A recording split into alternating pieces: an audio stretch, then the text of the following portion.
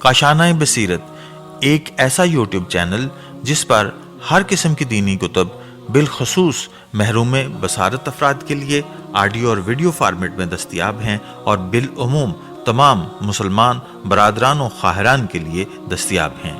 اس لیے آپ سے گزارش ہے کہ بیل آئیکن کو پریس کر کے ہمارے اس چینل کو ضرور سبسکرائب کیجیے تاکہ آئندہ آنے والی ہر کتاب آپ کو بر وقت ملتی رہے۔ کاشانۂ بصیرت، کاشانۂ بصیرت، کاشانۂ بصیرت، کاشانۂ بصیرت۔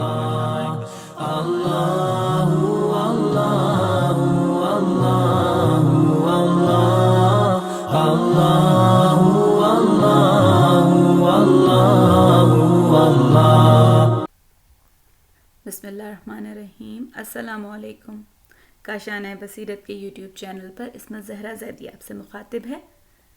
کتاب دارالآخرہ کی جلد نمبر 2 ہم پڑھ رہے ہیں۔ آخر کے 2 دروس اس سیشن میں ہم پڑھیں گے اور اس کے بعد اس کتاب کا اختتام ہو جائے گا انشاءاللہ۔ آئیے شروع کرتے ہیں۔ صفحہ نمبر 151، درس نمبر 51۔ بسم اللہ الرحمن الرحیم۔ وَأَمَّا إِن كَانَ مِنْ أَصْحَابِ الْيَمِينِ فَسَلَامٌ لَكَ مِنْ أَصْحَابِ الْيَمِينِ وَأَمَّا إِن كَانَ مِنَ الْمُكَذِّبِينَ الضَّالِّينَ فَنُزُلٌ مِّنْ حَمِيمٍ وَتَصْلِيَةُ جَحِيمٍ۔ ترجمہ ہے، اور اگر وہ داہنے ہاتھ والوں میں سے ہے تو اسے کہا جائے گا کہ تم پر داہنے ہاتھ والوں کی طرف سے سلام ہو، اور اگر جھٹلانے والے گمراہوں میں سے ہے تو اس کی مہمانی کھولتا ہوا پانی ہے اور جہنم میں داخل کر دینا ہے۔ سلام لک والی آیت میں 3 وجوہات یعنی فسلام لک من اصحاب الیمین والی آیت میں 3 وجوہات کا احتمال دیا گیا ہے۔ پہلی وجہ لکا کے بارے میں، یعنی جو لفظ لکا استعمال ہوا ہے یہ ہو کہ یہاں پر مرنے والے سے خطاب ہے، اس لحاظ سے یہ معنی ہوگا کہ اے اصحاب یمین یعنی مرنے والے تجھ پر عذاب الہی سے سلامتی ہو۔ دوسری وجہ یہ ہے فسلام لکا سے مراد سختی والا ہے، تو اس طرح سے معنی لیا جائے گا کہ اے وہ مومن جس نے اپنے آپ کو اصحاب یمین جیسا بنایا، تجھ پر مرتے وقت تمام اصحاب یمین جو تجھ جیسے ہیں تجھ پر سلام بھیجتے ہیں اور وہ سب تجھ سے محبت کرتے ہیں۔ جیسا کہ معتبر روایات میں آیا ہے کہ جب کوئی مومن مرتا ہے تو مومنین اس کے پاس آتے ہیں اور احوال دنیا پوچھتے ہیں، کہتے ہیں کہ فلاں شخص کا کیا حال ہے، وہ کیسا ہے، اور اگر وہ کہے کہ ابھی زندہ ہے اور دنیا میں ہے تو وہ خوش ہوتے ہیں کہ بعد میں ہم سے آ کر ملحق ہو جائے گا، اور اگر وہ مر گیا ہو تو وہ سب سمجھ جاتے ہیں کہ وہ بری جگہ گیا ہے اور ساقط ہو گیا ہے، لہٰذا یہ سن کر متاثر ہو جاتے ہیں۔ غرض جب اصحاب یمین میں سے کوئی مرتا ہے تو دوسرے ساتھی یعنی اصحاب یمین میں سے آ کر اس کی احوال پرسی کرتے ہیں، اور چونکہ ان کا آپس میں ملنا خود ہی سلامتی کے ساتھ ہے اور ان میں آپس میں کوئی نزاع نہیں ہوتا، اس لیے کہ اس کی جگہ کا نام دارالسلام یعنی وادی السلام ہے۔ یہ اس بات کا ریفرنس موجود ہے معانی الاخبار میں۔ آگے بڑھتے ہیں۔ تیسری وجہ یہ ہے کہ یہاں پر لکا سے مراد رسول خدا صلی اللہ علیہ وآلہ وسلم ہے کہ اگر مرنے والا اصحاب یمین میں سے ہے تو اے پیغمبر آپ پر سلامتی ہو، اور یہ سلام بھی اصحاب یمین کی طرف سے ہے، کیونکہ جو بھی اچھا بنا اور اصحاب یمین میں قرار پایا وہ حضور کی برکت سے ایسا بنا، اور جو بھی کسی مقام تک پہنچا وہ بھی آپ ہی کی پیروی کرتے ہوئے پہنچا۔ مقرب اور اصحاب یمین بن جانا آپ کے تابع ہوئے بغیر ممکن نہیں ہے۔ یا اس وجہ سے کہ اصحاب یمین پیغمبر صلی اللہ علیہ وآلہ وسلم کے پڑوسیوں میں سے ہوں گے، اس لیے وہ سلام کرتے ہیں، اور اس بنا پر کنایہ اصحاب یمین کو حضرت محمد مصطفیٰ صلی اللہ علیہ وآلہ وسلم کے پڑوسی ہونا بیان کیا جا رہا ہے۔ اوپر گزر جانے والی روایات میں جنت کی نعمتوں کو جو خود جنت سے بھی بڑھ کر ہیں 3 چیزوں میں تقسیم کیا گیا ہے۔ ان میں سے ایک نعمت آپ صلی اللہ علیہ وآلہ وسلم اور آپ کی آل کا ہمسایہ مراد پانا ہے۔ اگلی ہیڈنگ ہے پاک نفوس حضرت محمد صلی اللہ علیہ وآلہ وسلم سے بہرہ مند ہے۔ دوسرا بیان جو تیسری وجہ کے لیے کیا جاتا ہے فسلام لکا، کہ آپ پر سلام ہو، یعنی اے رسول گرامی صلی اللہ علیہ وآلہ وسلم آپ پر سلام ہو اصحاب یمین کی جانب سے، جیسا کہ روایت سے استفادہ ہوتا ہے حضور کی ذات گرامی شجرہ طیبہ ہے اور آپ کے جانشین اس درخت کی شاخ ہیں اور آپ کے شیعہ ان کے پتے جو کہ آپ کے تابع اور فرما بردار ہیں۔ اس وجہ سے اصحاب یمین کی سلامتی خود حضور کی سلامتی سے مربوط ہے اور اسی وجہ سے وہ ہر آفات سے محفوظ رہیں گے۔ آگے ہیڈنگ ہے دوزخ کا حمیم کافروں کے لیے ہے۔ وَأَمَّا إِنْ كَانَ مِنَ الْمُكَذِّبِينَ الضَّالِّينَ فَنُزُلٌ مِّنْ حَمِيمٍ وَتَصْلِيَةُ جَحِيمٍ، یعنی اگر جھٹلانے والے گمراہوں میں سے ہیں تو اس کی مہمانی کھولتا ہوا پانی ہے اور جہنم میں داخل کر دینا ہے۔ اگر مرنے والا شقی اور قیامت کا منکر اور راہ حق سے گمراہ ہو تو اس کی پہلی تواضع دوزخ کی حمیم ہے۔ معتبر روایت میں ہے کہ کوئی مومن بغیر حوض کوثر کے چکھے دنیا سے نہیں جاتا اور کوئی کافر حمیم پیے بغیر اور اس کا مزہ چکھے بغیر نہیں مرتا۔ ریفرنس موجود ہے بحار الانوار جلد نمبر 3۔ جب کافر کی روح 70,000 فرشتے لے جا رہے ہوں گے اور ان سب کے ہاتھوں میں آگ کے بنے ہوئے کوڑے ہوں گے اور اس کو شکنجے میں لے جا رہے ہوں گے اور وہ مسلسل واویلا کر رہا ہوگا، اور آخر میں ہم بحث کو ختم کرتے ہوئے امام علی کی حدیث کو جو لوگوں کو جان دینے کی کیفیت کے بارے میں ہے بیان کرتے ہیں۔ ہیڈنگ ہے موت بہشت یا دوزخ کا پیغام ہے۔ بحار الانوار میں حضرت امام جواد علیہ السلام خود اپنے پدر گرامی سے اور وہ خود حضرت امیر المومنین سے نقل کرتے ہیں کہ امام علی علیہ السلام نے عرض کیا کہ آپ مرگے یعنی موت کے بارے میں کچھ بتائیں۔ امام علی نے فرمایا تو بہت آگاہ شخص کے پاس آیا ہے، یعنی میں موت سے بہت زیادہ آگاہ ہوں۔ آپ نے فرمایا کہ موت کی 3 قسمیں ہیں، مرنے والا شخص ہمیشہ آرام میں ہوگا، یا اس کے لیے ہمیشہ عذاب ہوگا، یا یہ شخص مبہم ہوگا، یعنی کہ نہیں معلوم کہ عذاب میں مبتلا ہوگا یا راحت و آرام میں ہوگا۔ وہ شخص جو ہمارا مطیع امر یعنی اس سے واجب نہیں چھوٹتا اور حرام کا مرتکب نہیں ہوتا، یہ شخص ہمیشہ جنت میں ہوگا، لیکن وہ شخص جو ہمارا مخالف ہے اس کے لیے ہمیشہ ہمیشہ عذاب ہے۔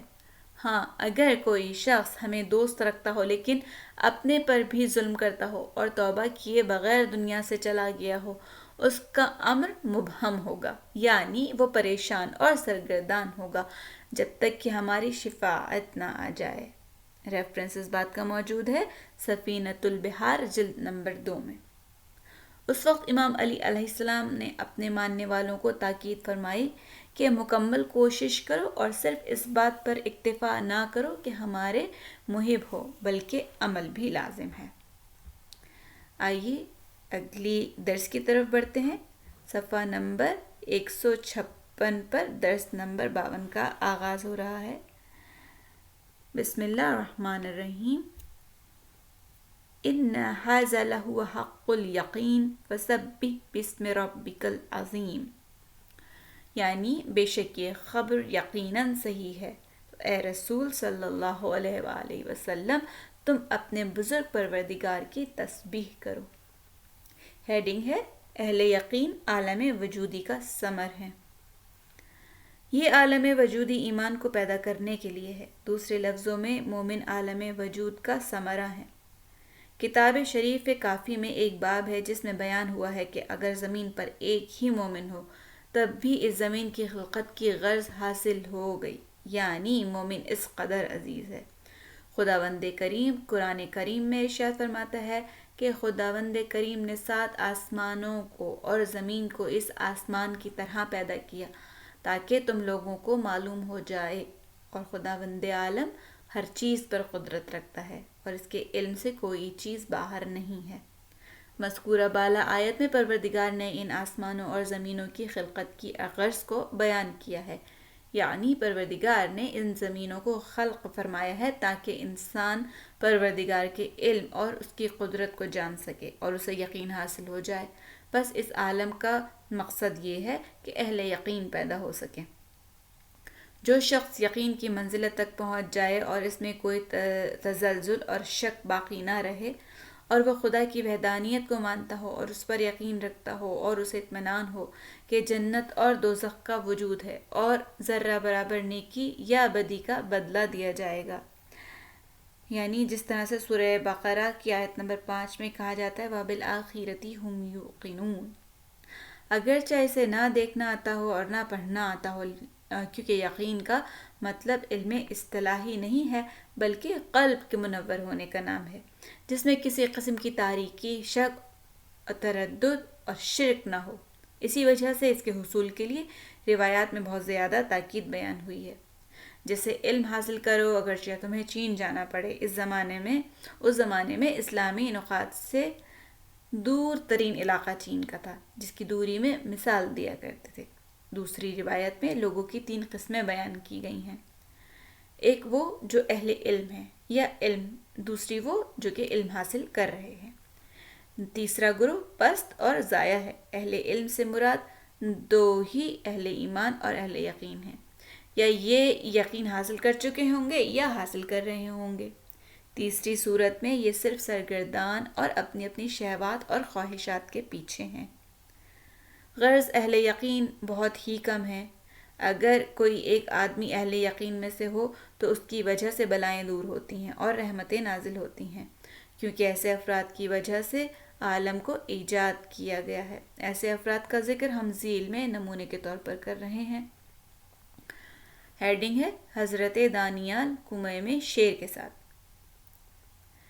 جناب حضرت دانیال کے حالات زندگی میں سے ملتا ہے کہ بخت نصر نے حضرت دانیال کو گرفتار کر لیا اور انہیں ایک گہرے کنویں کے جس میں پہلے ہی سے ایک شیر کو ڈال چکا تھا ڈال دیا اور کنویں کو بند کر دیا، اور یہ حکم دیا کہ کسی کو حق حاصل نہیں ہے کہ وہ کنویں کے نزدیک بھی جائے۔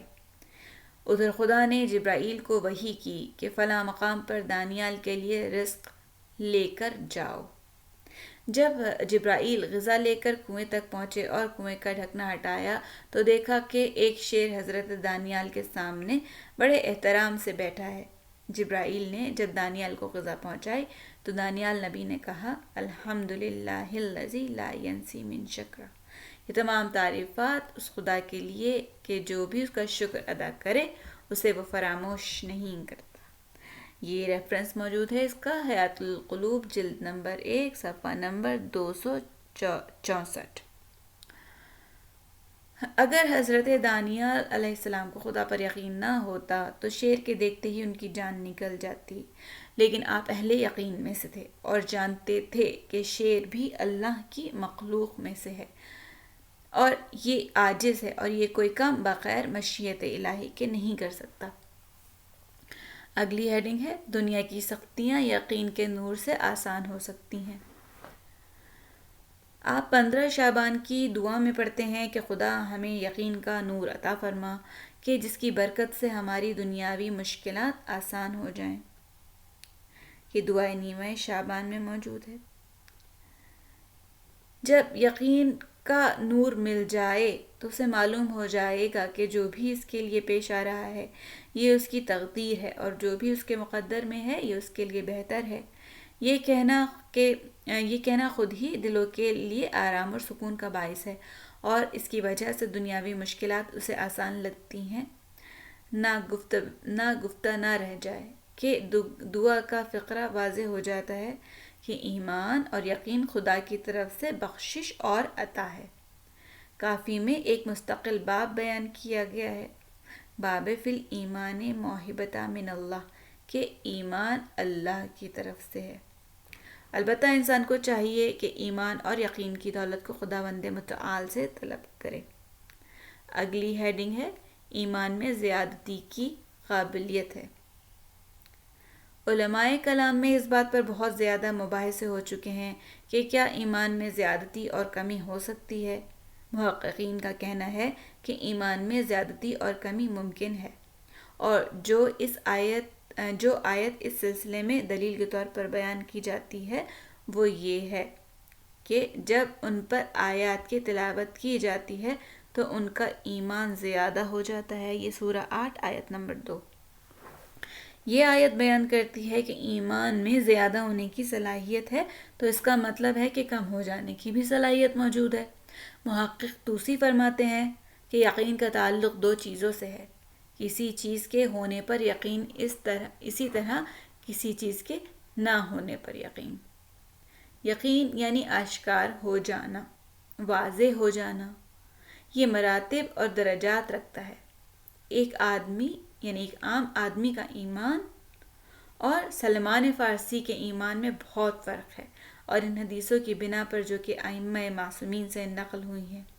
اسی طرح صحیفہ سجادیہ یعنی صحیفہ کاملہ کے مطابق پیغمبروں کے یقین کے بھی مراتب تھے۔ ہیڈنگ ہے پیغمبروں کے یقین کے بھی درجات ہیں۔ رسول اکرم صلی اللہ علیہ وآلہ وسلم سے عرض کی گئی کہ حضرت عیسیٰ ابن مریم پانی پر چلتے تھے، تو پیغمبر نے فرمایا کہ اگر ان کا یقین اور زیادہ ہوتا تو ہوا پر بھی چلتے۔ اس بات کا ریفرنس آپ کو بتا دوں، مصباح الشریعہ اس کا ریفرنس ہے اس بات کا۔ واقعی پیغمبر کا یقین کہاں اور حضرت عیسیٰ کا یقین کہاں؟ حضرت ابراہیم فرماتے ہیں کہ پروردگار مجھے دکھا کہ تو کس طرح سے مردوں کو زندہ کرتا ہے، تو انہیں کہا گیا کہ کیا تم ایمان نہیں رکھتے؟ ابراہیم نے کہا ایمان تو لایا ہوں، لیکن اپنے دل کے اطمینان کی خاطر دیکھنا چاہ رہا ہوں۔ سورہ بقرہ کی آیت نمبر 260 ریفرنس ہے اس بات کا۔ جبکہ امام علی علیہ السلام فرماتے ہیں کہ اگر پردے ہٹ جائیں پھر بھی میرے یقین میں فرق نہیں آئے گا اور کسی قسم کا اضافہ نہیں ہوگا۔ یہاں پر حضرت ابراہیم اور حضرت علی کے یقین میں کتنا فرق ہے؟ ہمارے 12 امام سب کے سب انبیاء سے افضل ہیں سوائے رسول خدا کے، اور شاید اس کی وجہ یقین ہی ہو۔ بالجملہ یقین کے مراتب ہیں جن میں کم اور زیادہ ہونے، تغیر اور تبدل ہونے کی صلاحیت موجود ہے۔ صبح کو ایک طرح اور ممکن ہے کہ عصر کو کسی دوسری طرح کا ہو جائے، کبھی کمال کی طرف جاتا ہے اور اس طرح کا ہو جاتا ہے کہ آخری عمر میں بھی کوئی شیطانی پھونک اس کے ایمان کے چراغ کو نہیں بجھا سکتی، اور خدا نخواستہ کسی کا ایمان نقص کی طرف بھی جا سکتا ہے۔ اگلی ہیڈنگ ہے عمل خیر ایمان کو زیادہ اور گناہوں کو کم کر دیتا ہے۔ وہ چیزیں جو یقین اور ایمان کی زیادتی کا سبب بنتی ہیں ان میں سے ایک خالص عبادت کرنا ہے، خصوصاً اچھے لوگوں کے ساتھ بیٹھنا، اسی طرح ہر وہ خالص عمل جس میں خدا کے علاوہ کسی سے توقع نہ رکھتا ہو۔ اسی طرح نماز، روزہ، ذکر قرآن، انفاق، قضاء حوائج، غرض ہر عمل خیر نور ایمان کو تقویت پہنچاتا ہے۔ بالکل اس کے نقطۂ مقابل گناہ ایمان کے نور کو ضعیف کر دیتا ہے، بلکہ ہر مکروہ کام بھی ایمان کو ضعیف کر دیتا ہے۔ بعض لوگ اس بات کو سمجھتے ہیں اور اکثر اس بات کو محسوس نہیں کرتے۔ اس مطلب کی تائید کے لیے ہم اصول کافی سے امام جعفر صادق کی روایت نقل کر رہے ہیں۔ ہیڈنگ ہے نور کا حضرت یوسف کے ہاتھ سے نکل جانا۔ ہم جناب حضرت یوسف کے قصے میں پڑھتے ہیں کہ جب حضرت یوسف نے اپنے والد اور اپنے بھائیوں کو مصر آنے کی دعوت دی، حضرت یعقوب کو محمل میں بٹھا کر مصر لایا گیا۔ حضرت یوسف بھی اپنے والد کے استقبال کے لیے بعض معززین کے ہمراہ کچھ فرسخ تک آئے۔ جب آپ اور آپ کے والد کی ملاقات ہوئی تو اصولاً حضرت یوسف کو اپنے باپ کے احترام میں اپنی سواری سے نیچے اتر جانا چاہیے تھا، لیکن حضرت یوسف اپنی سواری سے نیچے نہ اترے، اور یہی وہ مقام تھا کہ جہاں یوسف علیہ السلام سے بھی ترک اولا سرزد ہوا۔ اس وقت حضرت جبرائیل آئے اور عرض کی، اے یوسف آپ ذرا اپنی ہتھیلی کی طرف نگاہ کیجیے۔ آپ نے جب اپنی ہتھیلیوں کی طرف نگاہ کی تو دیکھا کہ نور نبوت جو ان کے ہاتھوں میں تھا وہ نکل گیا۔ جبرائیل نے عرض کی کہ آپ نے ایک ترک اولا کیا، یعنی آپ کو اپنے والد کے احترام میں نیچے اتر جانا چاہیے تھا، لیکن آپ سواری سے نیچے نہ اترے، اس وجہ سے آپ کے ہاتھوں سے نور نبوت نکل گیا۔ اس بنا پر حضرت یوسف کی نسل سے کوئی اور پیغمبر نہ بنا۔ جب ترک اولا کا اتنا بڑا اثر ہو سکتا ہے تو پھر حرام اور مکروہ کام کا کتنا برا اثر ہوگا۔ ہر شخص کو اپنا حساب خود کرنا چاہیے کہ کہیں خدا نخواستہ اس کا ایمان ضعیف ہو چکا ہو اور زندگی کے آخری لمحات میں شیطان اس کو بھی ختم کر دے۔ اس مطلب کی دلیل کے لیے ہم قرآن کی سورہ روم کی آیت نمبر 10 سے ایک آیت دلیل کے طور پر پیش کر رہے ہیں کہ عاقبت ان کے لیے جو گناہ پہ گناہ کرتے ہیں اور یہ لوگ آیات اللہ کا مذاق اڑاتے ہیں، یعنی گناہ پہ گناہ کرنا اور توبہ نہ کرنا حقیقت میں بے ایمانی ہے۔ یا امان الخائفین، اے اللہ تو ڈرنے والوں کے لیے امان ہے۔ یا ذل من والامان، اے امان اور پناہ دینے والے۔ واقعی جب انسان آخرت کو یاد کرے تو اس کی کیا حالت ہونی چاہیے۔ آپ دعائے عدیلہ میں پڑھتے ہیں کہ اے خدا، میں اپنے ایمان کو تیرے حوالے کرتا ہوں کہ تو مرتے وقت میری امانت میرے حوالے کر دے۔ جہاں پر درد ہو رہا ہو وہاں پر دوا بھی ہے، جہاں خوف ہو وہاں کوئی امان دینے والا بھی ہے، اور یہ امن حقیقت میں اللہ کے کرم کا ظہور ہے، لیکن افسوس کہ اس کے طالب بہت ہی کم ہیں۔ وَتَقَبَّلْ مِنَّا إِنَّكَ أَنْتَ السَّمِيعُ الْعَلِيمُ۔ یہاں صفحہ نمبر 164 پر کتاب دار الاخرہ کی جلد نمبر 2 کا بھی اختتام ہوتا ہے، اور یہاں اس طرح سے سورہ واقعہ کی تفسیر ہم نے مکمل کی۔ پروردگار سے دعا کرتے ہیں کہ بار الہ ہمیں قرآن کو پڑھنے، سمجھنے اور عمل کرنے کی توفیق عطا فرما۔ الہی آمین۔ والسلام علیکم ورحمۃ اللہ وبرکاتہ۔